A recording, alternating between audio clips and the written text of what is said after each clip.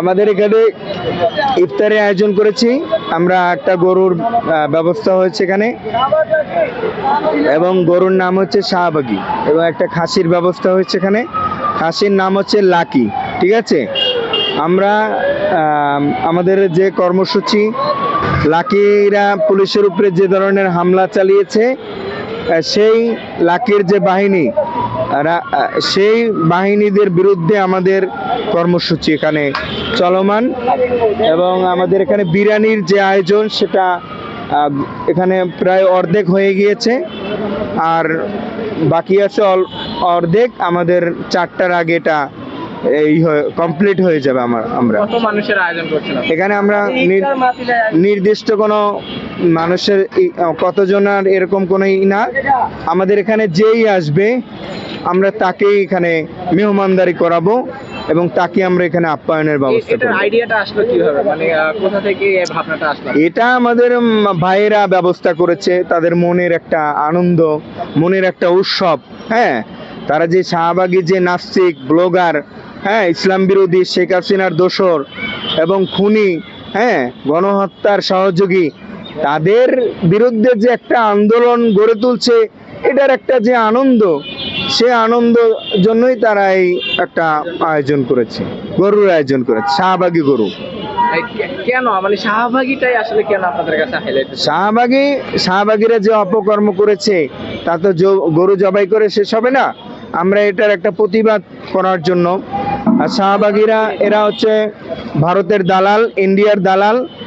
এই ইন্ডিয়া দালাল, এই কারণে আমরা এই প্রতিবাদ জানানোর জন্য আমরা একটা গরুর আয়োজন করেছি। এবং তারা যে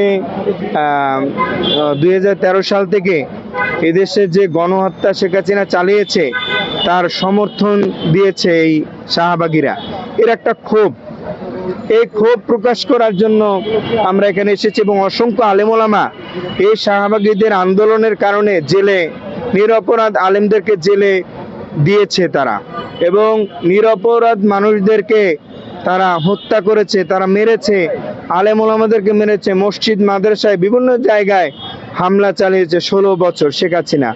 হ্যাঁ, এটার একটা ক্ষোভ, এটা এইসের জন্য আমরা এটা করেছি। শেখ হাসিনার সময় তো আমরা জানেন যে অত্যাচার নির্যাতনের শিকার ছিলাম আমরা। তাদের কারণে সাধারণ মানুষও ঘরে থাকতে পারেনি, নেতাকর্মীরা ঘরে থাকতে পারেনি, এবং যারা অন্যায়ের বিরুদ্ধে কথা বলেছে তাদেরকে গুম খুন করেছে, হত্যা করেছে।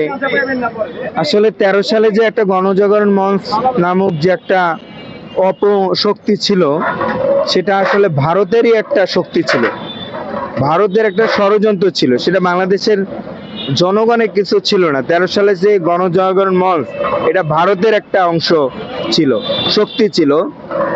তাদের কারণে আপনারা জানেন যে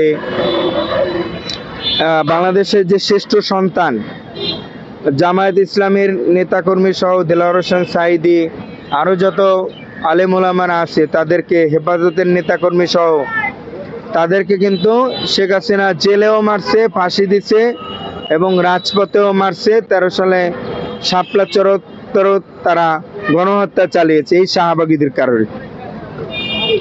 এটার ক্ষোভ প্রকাশ করার জন্য আমরা এই আয়োজন করি। যদি এই শাহবাগ যদি জেগে উঠতে চায়, তাদের বিরুদ্ধে আপনাদের কি থাকবে, প্রতিবাদ কেমন?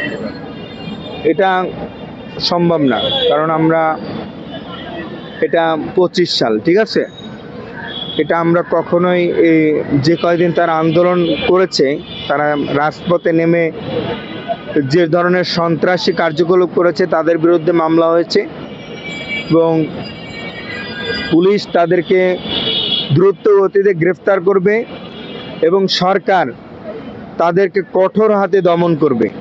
তাদেরকে কোনোভাবেই ছাড় দেওয়া যাবে না।